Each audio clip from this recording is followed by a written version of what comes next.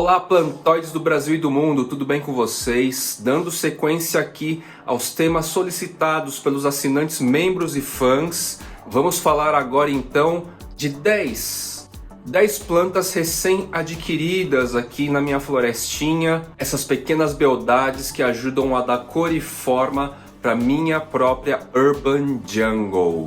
Atualização de setembro de 2021, pertinho já, lá na boca da primavera deste ano, está chegando finalmente. Começando com Philodendron SP, na real provavelmente é um Philodendron de afinidade bernardopase, certo? É uma espécie para ser descrita ainda, que vem lá do norte do Rio Sul, do Espírito Santo. Tá soltando aqui uma gema nova, um brotinho novo, certo? Estava em processo de enraizamento e agora ele sinaliza os primeiros crescimentos visíveis assim. Normalmente é assim que funciona com as plantas em geral.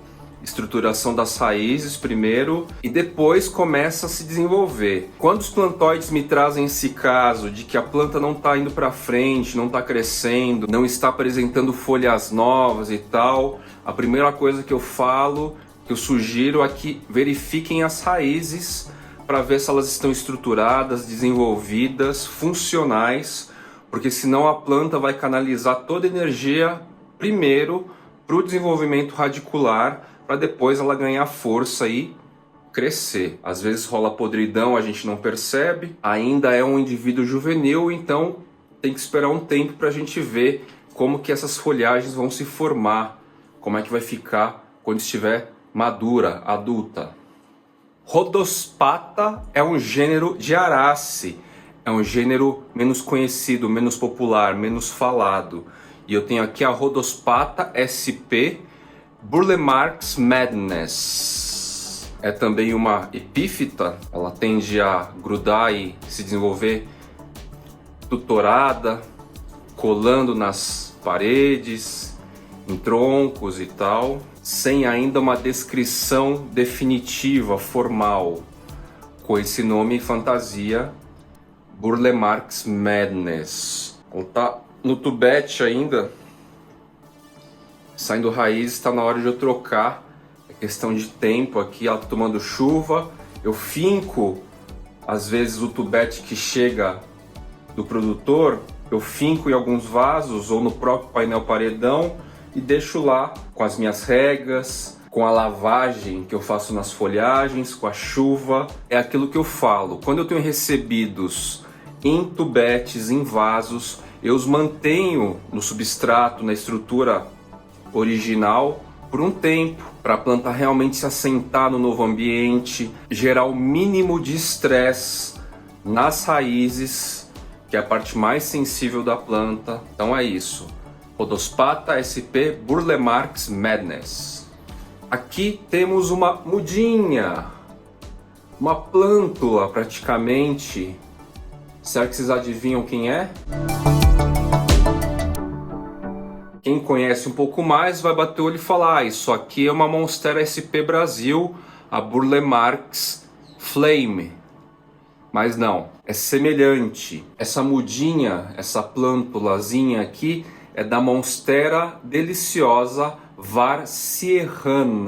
É diferente da Monstera Burle-Marx Flame, ok? A Serrana, ela tem as folhas espessas, coriáceas, próxima a Burle-Marx Flame, SP Brasil, só que é um pouquinho mais fina. É uma espessura intermediária entre a deliciosa e a SP Brasil, Burle-Marx Flame. Segunda característica, quando a folhagem estiver mais adulta, ela é mais arredondada, ela lembra mais a Monstera deliciosa. A Burle-Marx Flame, em geral, ela é mais alongada e se difere mais em relação à Monstera deliciosa. A Varsierrana remete um pouco mais no detalhe, na estética da Monstera deliciosa, ok?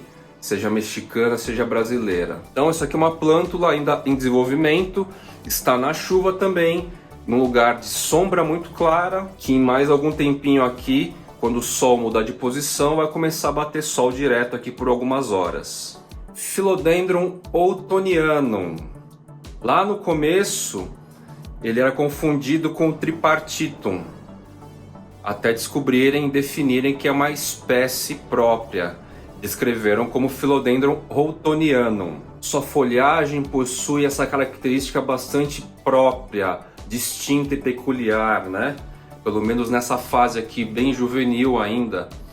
A folhagem adulta muda bastante, mas na fase juvenil ela parece essa adaga, essa espada. Algumas pessoas também falaram que lembra uma âncora, alguma coisa assim. Essa minha muda veio por logística naquela bolsinha de esfagno. As raízes ainda estão assentando. Eu acabei deixando em um lugar com baixa iluminação para ela. E eu percebi que ela ia precisar de mais, porque a própria folhagem foi se contorcendo. Essa aqui dá para ver melhor, ó. A própria folhagem foi se contorcendo para encontrar a região que incidia mais luz. No caso, estava vindo abaixo dela aqui. Então eu notei com esses sinais que ela estava falando, ó, preciso de mais luz, mais do que você está me oferecendo aqui. E aí eu resolvi deixar então no lugar de meia sombra. Depois disso, a folhagem de novo se movimentou e se estabeleceu de uma maneira mais comum, assim. Falar, encontrei um lugar com luz adequada para mim. Essa gema aqui está sinalizando há um tempo, desde que chegou, mas é aquilo que eu comento. Primeiro, eu coloquei num lugar com baixa incidência de luz e ela precisava de mais. Sinalizou para mim, entreguei para ela. Segundo, as raízes ainda estão se assentando e agora ela está no lugar mais ideal para ela. Eu não consigo ainda precisar a real velocidade de desenvolvimento dessa planta até ela assentar, liberar a primeira gema soltar o pecíolo e a folha, e a partir dela eu consigo dizer exatamente qual que é o ritmo médio de desenvolvimento dessa planta. Ela é uma estrangeirinha, ela é do Equador, Philodendron Florida Beauty. Do último vídeo que eu a trouxe, tá soltando bastante néctar. Não tem nectário extrafloral visível, mas a gente sente o néctar. No último vídeo então, essa folhinha estava em desenvolvimento, agora ficou mais evidente a variegação, embora tenha saído pouco variegata. E olha só, ela é bem rápida, viu gente? Tá soltando aqui uma nova folhagem, ó. Catafilo, folhinha nova. Essa sim está no mesmo lugar que estava o outtonianum, apenas com iluminação artificial, e o desenvolvimento está legal. Então eu notei que é uma folhagem menos exigente quanto à luz em relação ao outtonianum, que estava no mesmo lugar que ela, somente com iluminação artificial. O crescimento dela é acelerado, é bacana. Isso sugere que o enraizamento dela está firme, assentado, bem desenvolvido. Philodendron Florida Beauty. Nepenthes graciliflora. Trouxe ela aqui no vídeo anterior. É uma carnívora da família Nepenthaceae.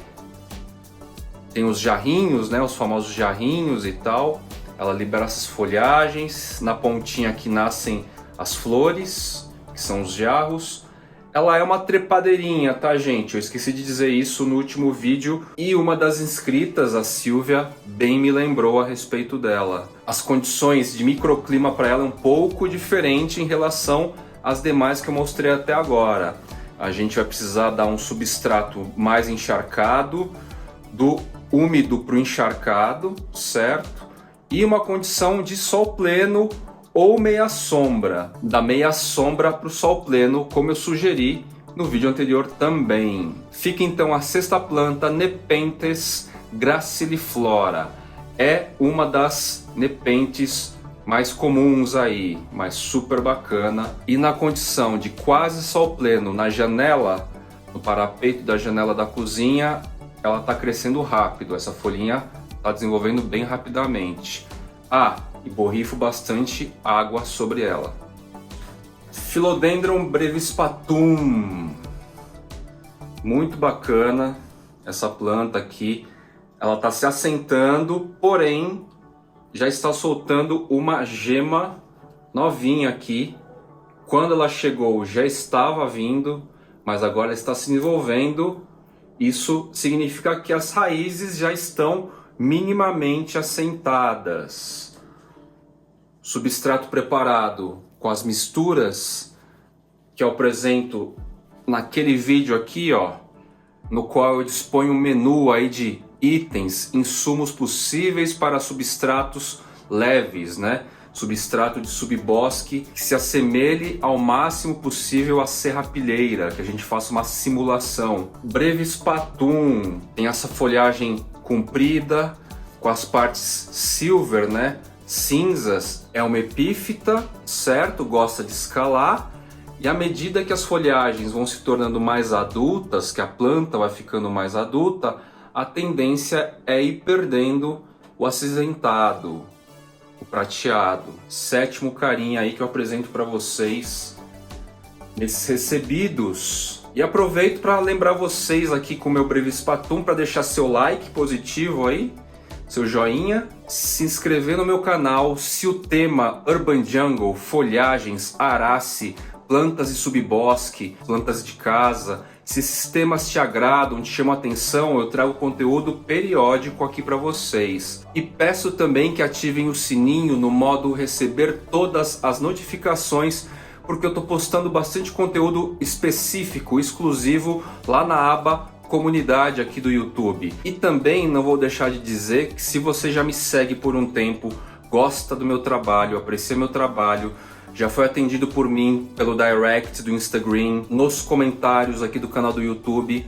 me apoia. Tem o plano básico de assinatura que sai menos do que um cafezinho expresso por mês para você me apoiar. Um apoiador aqui para eu continuar meu trabalho gerando esses conteúdos, ideias, temas, conceitos, técnicas para vocês. Então é isso, Philodendron brevispatum, sétima plantinha recebida. Oitava plantinha, já trouxe também aqui no meu canal, em um dos episódios, a Monstera oblíqua Peru, famigerada mundialmente. Como eu comentei a vocês, vendo de perto, a gente entende que a estrutura dela, formação das folhagens, até do próprio pecíolo, é realmente diferenciada em relação às Adansonii, as Aph ou não Aph leclerriana. Agora sim, complementando de conteúdos a tudo que se fala em relação a essa planta, o que eu realmente acho? Eu posso dizer assim, opinião de Fly, é que 50% é o mito criado, é o marketing, só que eu sou um pouco suspeito para falar, porque todas as minhas plantas, quando chegam em casa, passam uma semana ou duas aqui, eu as normatizo, né? Eu tenho essa tendência que se você chegar com uma lupa ou conviver com as mesmas por bastante tempo, você começa a notar essas nuances, né? E ver belezas e características bem específicas. Então assim, eu diria que tem um peso aí de 50% de boca a boca do próprio público, das pessoas, dos plantoides, dos colecionadores do mundo, das redes sociais. E os outros 50% sim, é a especialidade da planta, o específico, o detalhe. Monstera oblíqua Peru, a tal. É óbvio que eu fiquei bastante feliz podendo checar na minha wishlist a Monstera oblíqua Peru. Era uma wishlist. Eu acho que como colecionador de arace faz parte ter algumas plantas específicas aí para você se situar como colecionador de plantas. Porém, contudo, todavia, a nona planta acabou me surpreendendo mais e me trouxe um prazerzinho, uma satisfação muito grande por ser brasileira, que é o Philodendron muricatum. O que me surpreendeu? A diferença estrutural dessa espécie. Ela é um Philodendron a princípio, até onde está descrito atualmente. Lembrando que descrição é uma coisa orgânica, se transforma. A gente viu muito dessa plasticidade da área da botânica com o João Marcelo Braga, nessa questão da descrição das IDs das plantas. E o Muricatum, olha só, ela tem um caule lenhoso, semilenhoso, com elementos aqui que quase lembram espinhos, são quase espinhos. O pecíolo é um áspero, mas é um áspero diferente do ornatum, diferente do sodirói. Ele apresenta nectários extraflorais visíveis. Olha essa gema nova, essa rugosidade que no passar do tempo vai virar essa estrutura mais lenhosa. Aqui, ó, também vai ficar mais lenhoso.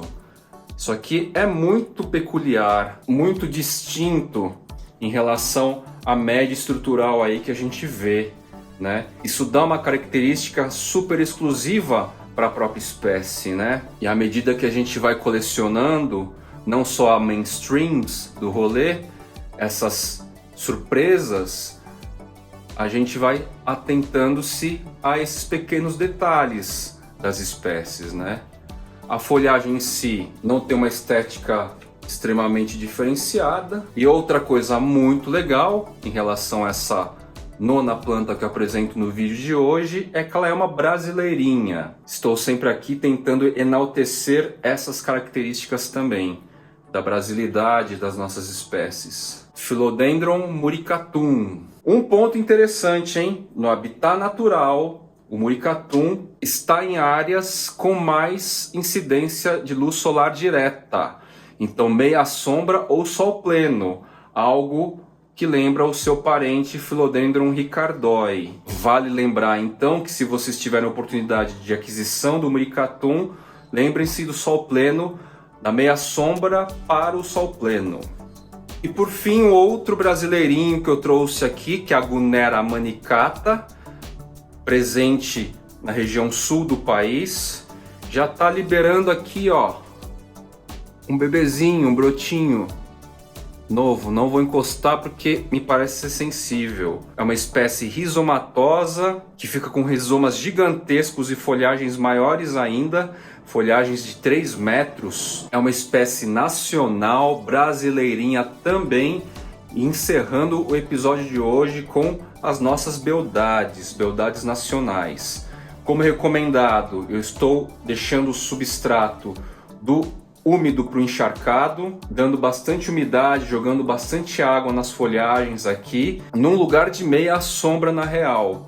Ela está meio que encoberta por folhagens um pouquinho maiores, então passa um pouco de luz direta para ela também. E tá indo bem, por enquanto tá indo super bem. Como o substrato está predominantemente com esfagno, que é uma matéria mais inerte, eu preciso me atentar com a fertilização com adubo mais frequente aqui, com alguma periodicidade, para que ela possa se desenvolver realmente, certo? Então é isso, meus queridos plantoides. Vou ficando aqui com a minha Gunera manicata, brasileiríssima. Esse foi mais um tema sugerido pelos membros e fãs do Fly Channel. E se você é fã, se possível, torne-se membro, colabore com um dos planos de assinatura aqui do Fly Channel para eu continuar, poder ter gás aí e um pouco mais de motivação para trazer conteúdos diversificados para vocês, tá legal? É isso aí, meus queridos plantoides, e até o próximo episódio.